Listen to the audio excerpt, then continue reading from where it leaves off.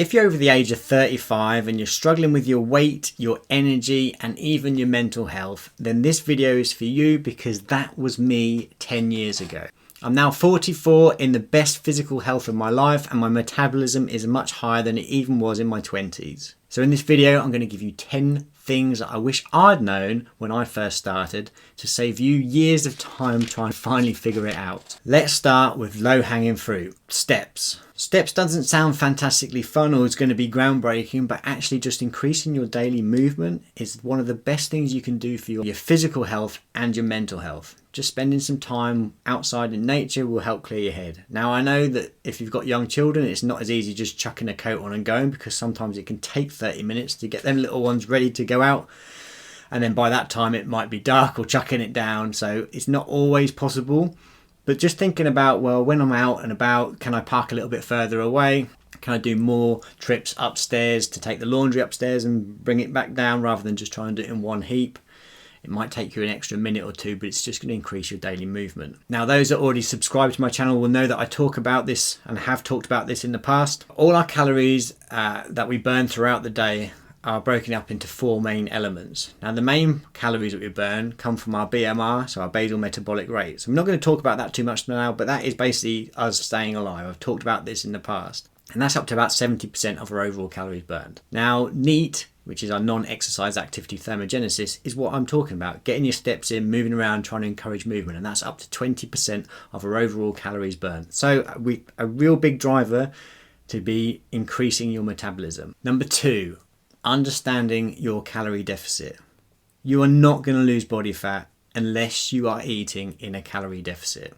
You've probably heard it time and time again, but it is absolutely true. How do you know what your calorie deficit is? Now, you can use a calorie calculator. I do have one in the description if you want to use mine, or you can just use Google and say calorie calculator and they'll find you one. But the thing to remember is these calorie calculators are just a guide. No one's going to work out anybody's calories exactly. You might need to tweak those as you go. But this is what's really important. When calculating your calories, use your activity levels based on the number of steps that you're doing on average per day, rather than the number of times you go into the gym. Because somebody could say they're going to the gym 4 times per week, but they're only doing 2,000 steps, so they're actually not that active. My calorie calculator does this. Again, you can use mine, or I'll even include in the description what activity levels you should be using if you use somebody else's. Then use a calorie counting app, such as MyFitnessPal, use the free version, or any other. There's loads of them out there. Understand that nobody wants to track calories. There's nothing exciting about it. It's purely an education tool, and this is something that you will not be doing forever.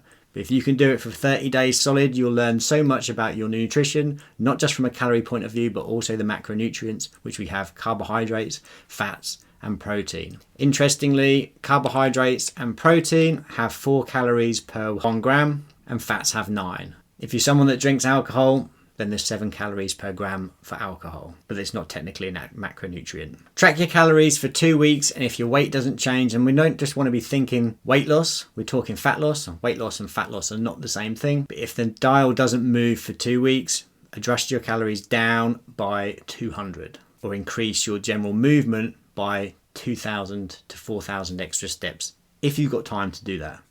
Don't be going out and trying to get 20,000 steps every single day.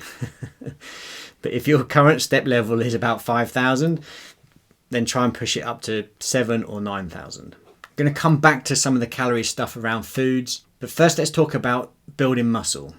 Because a lot of people, as they lose body fat, they still look in the mirror and think, I don't quite look how I think I should be looking. And more often than not, it's because we haven't got sufficient muscle on your body. Now, as we've got older and as our populations have developed over the years, we've become more sedentary. So we have less muscle because we're just simply not using it as much. Muscle is one of the most important things that you can give to your body from a longevity point of view, and it will increase your metabolism as well. Now, 1 pound of muscle doesn't increase your metabolism by that much, but accumulated over time, it will make a difference. You don't have to go to the gym. I did all my training at home. My children were small. I used a suspension trainer, TRX, or just get a knockoff one from Amazon, and a set of resistance bands. I didn't have the time to do hour-long sessions, so I did 3 30-minute sessions. And here's a picture of me just off bodyweight workouts at home for 30-minute sessions. And if you think you'd benefit from seeing a video from me going through some of the workouts that I used to do, then just put a comment down below and I'll make it happen. So you're walking, you've got your calories dialed in, and you're doing your strength training. That's 3 things, it's off to a great start. But one of the things that really drives up hunger is something that a lot of people don't really think about. If you're not sleeping for around 7 to 8 hours, then you could be driving up your hunger hormone ghrelin, which is then sending a signal to say that we want more food, and driving down your fullness hormone leptin, which is saying even though you're eating that food, you still feel like you've not had enough. So trying to structure a sleep or bedtime habit that you can stick to will work really well. Now for me, I don't treat weekends any different to the midweek. So Monday to Sunday, bed at roughly the same time, up in the morning at roughly the same time. No lie-ins, don't need them because my body is used to getting up and going to bed at those times. Now, of course, there's exceptions. So, for example, if there's something going on in an evening, I'm not going to go, oh, I've got to go home now, it's my bedtime. But I will try and stick to that as roughly as possible when there's nothing going on. Just like our children are better at when they've got a sleep routine and they go to bed at the right time, adults are exactly the same. And it will really help with your fat loss. So number 5, and this is where I've seen a lot of clients fall foul with this when they've come in to my coaching, and there's details on my coaching below if you're interested. They'll say, I'm not losing body fat, but I'm eating healthy. Now, just because something is healthy doesn't mean it's low in calories. And the same is, just because something's low in calories doesn't mean it's healthy. We want to be looking at our overall balanced diet, that we're getting whole foods in our diet, mainly from 80% of our foods, and a whole food is something that either grows on a tree, comes out the ground, or had parents. So processed foods, yes, we can include those. 20% of our food comes from processed or ultra processed foods. Bearing in mind, ultra processed food is probably no nutritional value. It just tastes good, and sometimes we're not just eating food for fuel, we are actually eating fuel for enjoyment, but it's having that overall balance. Like I said earlier, if you're tracking your calories, these are some of the things that you will learn along the way. If you do it for 30 days, you'll learn so much more, probably more than like 90% of the population. 6, that's not 6, 6. We are terrible at drinking enough fluid. Make sure you get enough water in your day. 2 to 3 litres of water. Now, it doesn't have to be strictly water. Obviously, water is going to be the best bet, but there's a lot of people that go, yeah, but no, I don't really fancy water. You could say, well, just drink it. It's great for you. But if you're going to add a little bit of juice to that to sweeten it up, but keeping calories low from a no sugar one, like bear in mind, liquid calories count as well as solid calories. But if it encourages a little bit more fluid in the body, it's going to keep hunger down and mean you're more likely to be consistent with it. Overall consistency is always going to be key. And what not a lot of people realise is that sometimes when we're feeling hungry, we are in fact actually thirsty. And if we were to have a drink and then wait 30 minutes, you probably won't need that food at all. A really good tip when I'm preparing food for the children in the evening, so cooking that evening meal, and I feel like I'm a bit peckish and tempted to pick at things. If I drink a big pint of water or a big glass of fruit juice, not full calorie fruit juice. In the UK we call it squash, diluted. And then when I find that I don't need to pick at anything, I can cook the main meal and we all sit down and eat it then. Because when we're picking at food, we don't really get any benefit from that. We don't feel full off. It doesn't increase satiety, like in addition to the meal. So if you can put it off, put it off. It's often the little licks. What do one of my clients call it? BLT.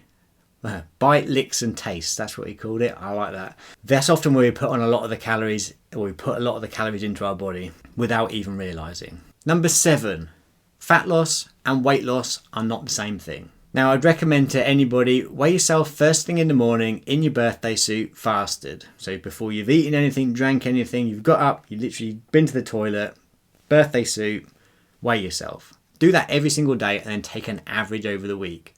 Now, scale weight on its own is never going to be a great thing to do because it will get in your head, but taking an average is going to give you a more realistic measure of fat loss than looking at days in isolation, because water weight is very volatile. So your weight will jump up and down depending on what you've consumed or even how stressed or lack of sleep you've had. Or even if you've done exercise the day before, you'll hold on to more water weight. So if you're in a calorie deficit of about 500 calories, then you're losing on average about 60 grams of fat, but your body can hold 3 kilograms of water weight. So you can see how that can quickly get lost. So other measures we want to be looking at is wear same piece of clothing every week. Test how that feels. If you're feeling looser but the scales aren't moving, you know that you're still losing body fat. Progress photos. Progress photos are great. Nobody wants to take the first one, but they're always grateful for taking the first one when they're 6 months down the line. 8. Food timing. Now, I'm not talking about intermittent fasting and not eating after 8 p.m. When we eat in the day, it doesn't really have a massive bearing on our overall fat loss. If you ate really late at night, maybe that will affect your quality of sleep, which then could drive your hunger up the next day. But if you ate a banana, which is around about 100 calories at 6:59, or if you ate it at 9:30, it's still going to be 100 calories. What I mean by food timing or meal timings is if you can eat your breakfast, your lunch and your evening meal at roughly the same sort of time every single day, your body will then expect food at those times, and then your hunger will be more in sync throughout the day. So it's a lot easier to manage your hunger levels when you know what time you're eating throughout the day. Number 9, not everyone's going to support you in your fat loss journey. There will be people that won't think they'll be able to do it themselves. So instead of supporting you, they're going to go, oh, why are you doing your health kick? Why are you being healthy? Oh, you're being good, are you? Like, all those things are things that people should be doing, should be striving to do to improve their health, because we only have one body, we only have one chance on this planet. So why aren't we doing the things that we need to do to make sure that we stay here for as long as possible? That's what I think. So sometimes it's a case of just having a chat with them, saying, look, I'm doing this for me. I'd really appreciate you supporting me through this.